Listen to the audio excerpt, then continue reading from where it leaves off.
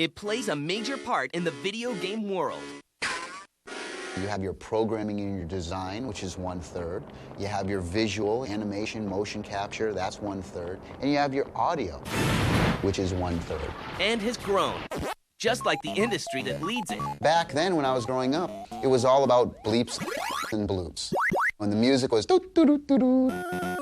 Originally with video games, it was so limited by what the systems can do. It was just like, God, it's almost painful to listen to some of the music they put in those early Atari games.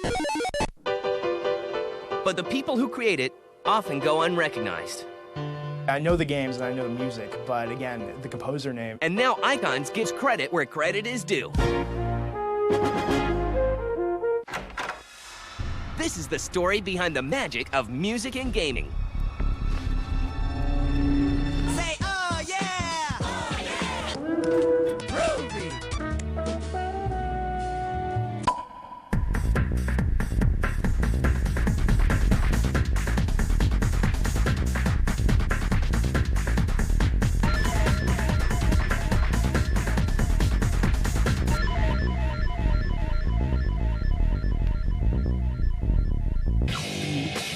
Back in the time of big hair and Reaganomics, music and gaming was little more than beeps and boops. But despite these technical limitations, a small group of talented music makers began to make their mark on the gaming world. Two of these pioneers were Clint Bajakian and George Sanger, aka the Fat Man. But like many others, they had humble beginnings. The Fat Man, George Sanger, was a promising physics engineering major in a small liberal arts college in California. There was the potential for him to do something really great in the scientific world, but he got distracted by a couple of things. Number one is that the band was doing very well, you know, and the promise of being a rock star seemed very nice. I marched in a marching band at my elementary school in Concord, Massachusetts. Then I moved on to guitar, and I just started to play, you know, rock and roll and folk and everything. These two aspiring musicians become inspired by greatness. I had this idea that the Beatles just sort of stood out above everything else in my life, and I thought, what is it about them that makes them so great, and how can I capture that and emulate it and spread that kind of goodness to people? I then discovered that I really loved classical music, mostly through Beethoven's Fifth Symphony. And it was then that I decided to get formal with the guitar. I took classical guitar at the New England Conservatory, also majored in music theory, and then finally got my master's in composition at the University of Michigan. It seemed like in normal music, that all the trees had been cut down in that forest, you know what I mean? So I decided nonetheless, I'd dedicate myself to my band because that seemed like the thing to do, and my grades kind of fell off a little bit in the physics area. And I got myself a music major. Fate steps in right around graduation. I was just finishing up my master's degree at the University of Michigan, about to step off into the real world, and I got a phone call from an old friend of mine, Michael Land, who had answered an ad in a newspaper in the San Francisco Bay Area for a composer and a programmer, and he could do both. It turned out to be, at that time, Lucasfilm Games Division. He got the job as the one-man sound department, and very quickly, in 1991, the need for full-length scores came into being, and he gave me a call, and I moved out to the Bay Area in a heartbeat. Soon after, Clint is working on his first game. It was Indiana Jones and the Fate of Atlantis with Hal Barwood.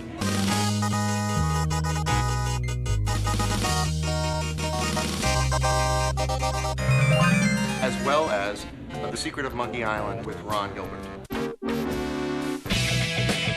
And the Fat Man begins to make a name for himself. After college ended, the band broke up. And there I was, promising smart guy, should have had a career, and I got nothing but this strange admiration of games, which seemed like rock and roll used to be.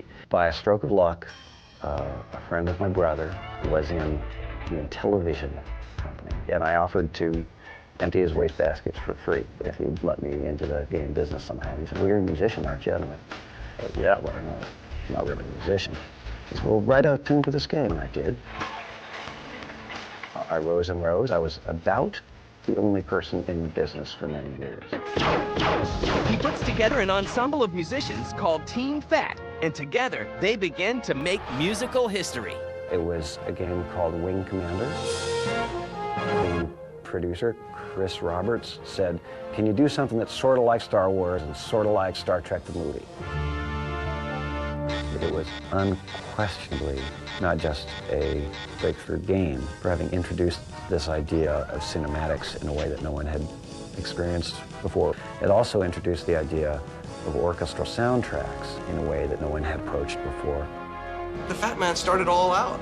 I mean, he was the one who started us in this industry. So you just gotta tip your hat. Meanwhile, Clint Bajakian makes some of the most memorable music in gaming at LucasArts. It was extremely exciting. When I first started out, I was with Michael Land and Peter McConnell. Michael Land is known for The Dig, the Monkey Island scores in the beginning. Peter McConnell composed Full Throttle. And he composed Grim Fandango. And he has a hand in creating a groundbreaking interactive music engine called iMuse. Michael and Peter really authored it, but I was on the fringes as a user and giving them advice. And the iMuse system was patented with the government. It was touted as being the only really hot interactive sound and music system in the industry at the time. I'm surprised no one ever really caught on to this in a big way. But the idea that LucasArts had, whereas as you're playing the game, the music shifts depending on how you're doing within the game and the events that are taking place. It won't do anything. And that was just a phenomenal breakthrough, a phenomenal idea. Houston gives us the go-ahead. Say when, boss. Do it. With the arrival of CD-ROM games, George Sanger and Team Fat become trailblazers once again with The Seventh Guest. Once we've gotten to the CD era, though, you've really seen that people started putting a lot more time and effort and energy into this, going in and recording not only synthesizers, but bands in some cases or orchestras. It was at a time that games hadn't really experienced a lot of audio experimentation yet either. And so the game developers left me alone, let me do something fairly brave with the music. Now we're seeing especially that using a full-on orchestra as opposed to MIDI, it's more the standard. People aren't afraid to do it anymore. They're putting in the time and effort and money to do it because games have become a production on par with movies. The music composed by the Fat Man and Clint Bajakian leads gaming to another level. That's the stuff that really set the tone for the idea that we were going to have these real scores, these real arrangements, and this real lush feeling behind a game. And while they would never guess it, these two pioneers will help pave the road for a new batch of game music makers. Good shooting, mister.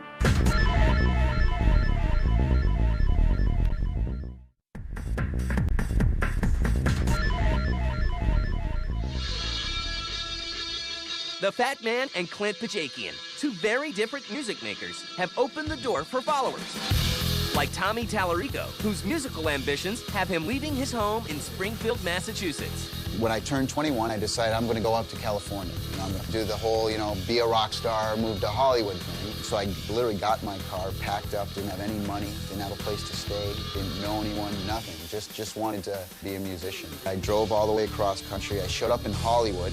Meanwhile, on the other side of the world in Japan, another future music maker gets his first exposure to some American tunes.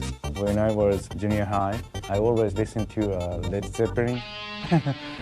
And in that high school, I was addicted with listening to the contemporary jazz and punk and progressive rock together. So it was very mixed and various kinds of generations, like 70s or 60s, and European music, American music, Japanese music. So it's all mixed together. But things for Tommy in Hollywood aren't so glamorous. So I picked up a newspaper, and I saw a job for selling keyboards at a guitar center, a national music chain. And I said, well, I can do that, I guess. I don't know. I went there, and I got the job that same day. I was homeless at the time. I was sleeping on the beach. I didn't have any money. And they said, you start tomorrow. So I started tomorrow. But an amazing stroke of luck changes his life forever. Next day, I come in, the very first person who walked in, I was wearing a video game t-shirt that day. First person who walked in happened to be a producer at Virgin, Virgin Records and Virgin Airlines, and they were starting a new video game company. And they said, hey, we're looking to hire people for video games. And just like that, Tommy gets his first job in the gaming industry. But it doesn't have anything to do with music.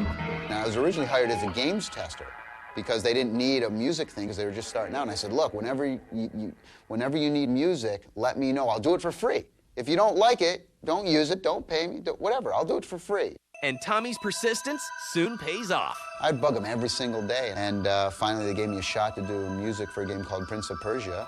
And I learned everything I could, and I sat down with the programmer, and I didn't know anything, but I knew music. And we implemented it, and the rest is history, as they would say. Back in Japan, Masaya begins a career of his own. I was a signed artist with Sony Music. I was composing music by using computer. And I have the partner, female singer, and just a two-people band. But the regular musician gets an itch. I wanted to do much more something. So game will be very easy to combine the various kind of impressions together. So I moved to the game industry.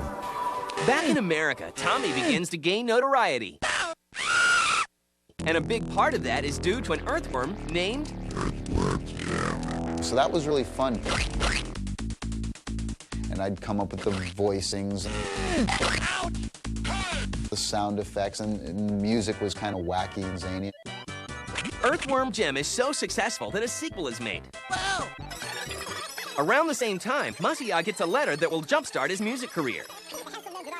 I got a letter from Vice President of the Sony Computer, Japan. In the letter was, I want to make something on the PlayStation. That's it. How can I do that? And development of a strange new PlayStation game begins in secret.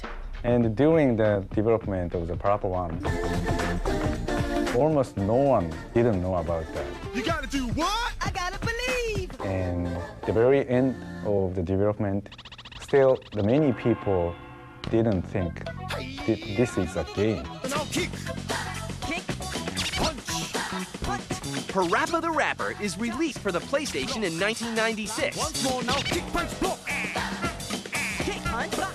And the response in Japan is incredible. A game like Parappa the Rapper, it's perhaps the first truly musical video game. It's almost like a hip-hop Moulin Rouge sort of thing, you know what I mean? Where the music is so in there and it seriously enhances the gameplay. Some catchy tunes are a huge part of Parappa's success.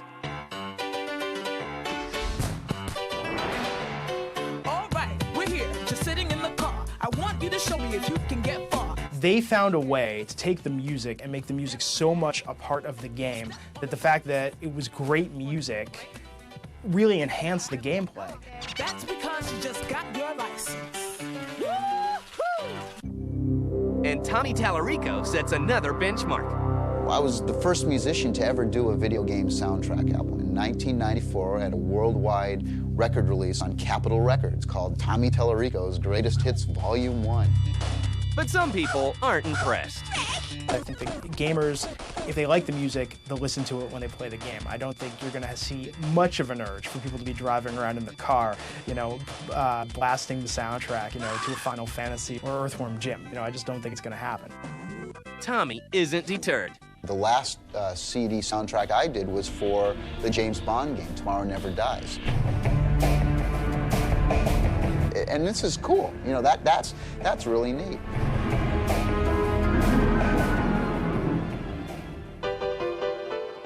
With the success of people like Clint Pajakian and Tommy Tallarico, a whole new generation of music makers begin appearing, and a bit of Hollywood influence will soon make its way into gaming.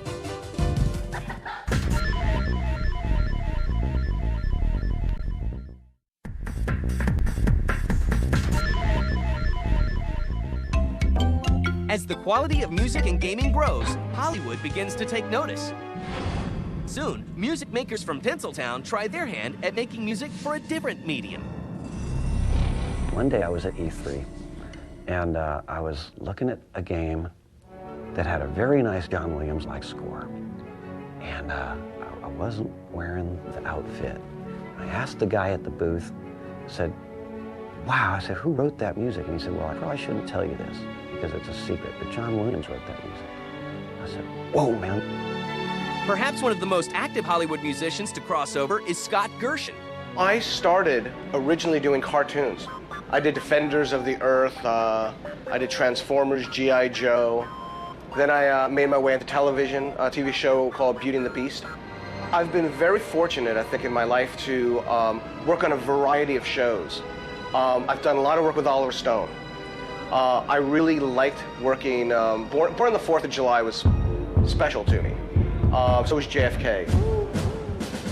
It was just a very interesting way of utilizing sound design in a musical fashion and being able to have emotional impact with it.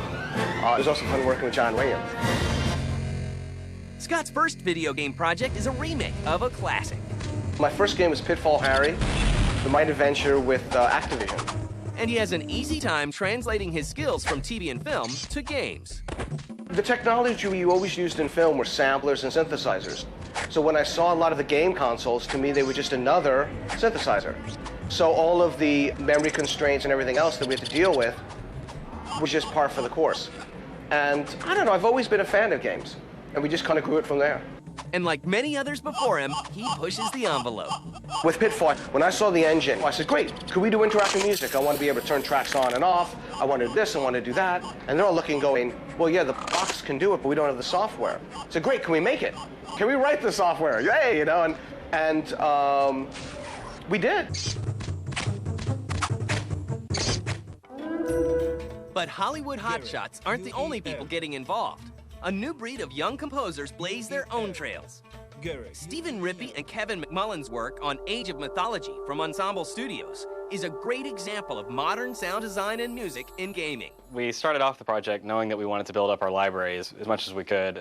We took trips to the zoo, some water parks, and around the office with mics and tape recorders, and we hit things, and we hit each other, and we yelled and screamed. And at the end of the day, we have what we hope sounds like a bunch of Minotaurs and Pegasi. In this game, we've integrated a lot of live instrumentation. Bring them in and incorporate them into the music. And this music system is also a dynamic music system. So while you're playing the game, it changes moods based on what's going on. Whether there's a lot of action or if you've had a big loss, the music seamlessly mixes down to sort of a mellow mix version. And then if there's a big battle, the battle music cuts in and it's this big orchestral kind of thing. Scott's work is good, and the work keeps coming in. We've done a lot. One of the things was I was the lead designer at SoundLux and created SoundLux DMG. I'm the founder of it. The things we've done is Rainbow Six. Man down. Need some backup now. We've done all the Quakes. Been able to do Undying. We've been doing McWarrior, too. And on and on and on. But Scott enjoys the anonymity and never forgets that it's all about the games.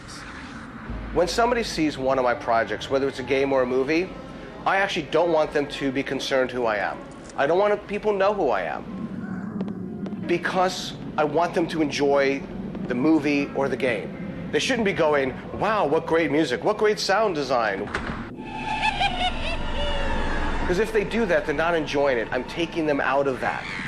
Music in games has made progress in leaps and bounds, and nobody forgets how it all began. Back then, when I was growing up, it was all about bleeps and bloops. When the music was doo-doo-doo-doo. Originally with video games, it was so limited by what the systems can do.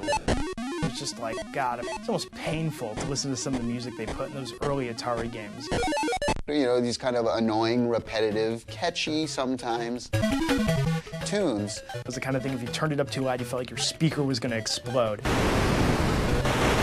They're putting out soundtrack albums, and it's been a funny progression. Yeah.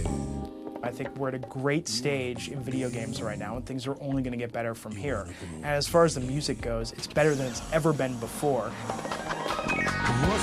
And I'm sure the future holds more interesting twists and turns. And the industry is still evolving.